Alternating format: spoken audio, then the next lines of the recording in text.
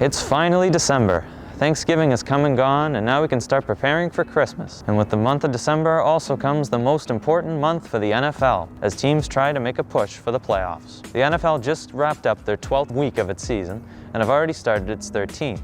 Despite how far the league has come, COVID-19 has still been affecting teams. Most recent COVID headlines come from the Denver Broncos and the Baltimore Ravens, as their matchups this past week took an unexpected turn. Starting with the Denver Broncos, all 4 of their potential starting quarterbacks tested positive for COVID-19, and put them in an interesting position as there was no one to start at QB against the Saints that Sunday. They ended up deciding to name practice squad wide receiver Kendall Hilton as their temporary starter against the Saints. The Broncos were blown out 31-3, but Hinton had a decent performance for an emergency starter that never played a snap in the NFL. On to the Ravens. The Ravens were ravaged by a COVID outbreak in their facility, resulting upwards towards 22 positive cases. Among those infected were 9 major starters, including Ravens quarterback Lamar Jackson. This outbreak had drastic effects on the Ravens-Steelers game that was scheduled for Thanksgiving Day. The game was first moved to Sunday, then Tuesday, and was finally played this past Wednesday night in Pittsburgh. The game was a very sloppy affair, as both teams weren't expecting to play at all, and they barely stitched together a roster in time. The game was close, but the Steelers ended up winning the game 19-14 and left the Ravens with a 6-5 record. Even with the reports of COVID-19 in the league is still completing games, each with their own spectacular highlights, such as DeAndre Hopkins' amazing catch over 3 Buffalo defenders back in Week 10. To the field goal.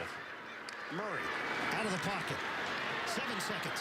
6 seconds. Murray heaves it downfield. It is caught.